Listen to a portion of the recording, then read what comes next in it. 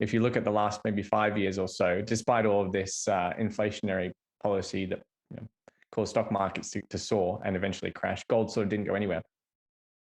Well, I don't know. I mean, it's a little bit of a game. People, anybody can pick your entry point and your exit point and compare it to asset classes and make one the winner and one the loser just by conveniently picking your entry point. So I'm going to conveniently pick mine and say in 1999, say 2000 approximately, gold was $250 an ounce. In August 2021, it hit an all-time high of $2,070 an ounce, 2,069 approximately. So that's a 9 times increase, 900% gain in 23 years. So maybe the stock market went up more than that. I'm not going to dispute that, but it's just incorrect to say that gold hasn't gone up or it hasn't held its own. I would say gold doesn't change. What happened was the value of the dollar went down. So it took more dollars to buy your ounce of gold. But, there's just two sides of the same coin, no pun intended. But so gold has done quite well. And it's volatile. One of the most interesting conversations on the topic I've ever had was with Jim Rogers. I'm sure viewers know who he is. He's one of the greatest, most famous commodities traders of all time, original partner, George Soros, professor at Columbia University, but one of the great traders in all asset classes, but particularly commodities. And I see, this was 6 or 7 years ago, probably around maybe longer, might have been around 2010. So okay, maybe 12 years ago. But he owns a lot of gold. He wasn't selling, but he wasn't buying at the time we had the conversation.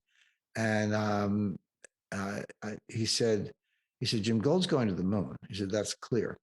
But nothing goes to the moon without a 50% retracement along the way. And so gold in August 2011 was just about $2,000 an ounce, like 1,900, a little more. So just call it $2,000 an ounce for a round number. In December 2015, it was $1,050 an ounce, 1050. So, and if you use 250 in 1999 as your base, so you make 250 zero, in other words. So from 250 to 2000, so that's $1,750. 50% retracement would be about $850, a little bit more, which would put it at about 1050. So it was almost exactly, and Rogers told me this before this happened, before everything I'm describing. So we had our 50% retracement, and he was right. I was buying gold at the time, but I stopped chasing around. Maybe I might have bought some at 1,300 at the time, but I didn't chase it up to 2000. It looked like a super spike kind of bubbly move to me. But I always remember when he said that, and because at 2000, everyone's like, it's going to 3000, but he said, no, you have to have that kind of retracement, flush out the weak hands, set up the foundation for the next rally. Well, we've had it. We had it between 2011 and 2015, and gold has almost doubled since that interim low in 2015. So gold's volatile, goes up and down. It's not get rich quick. It does its job.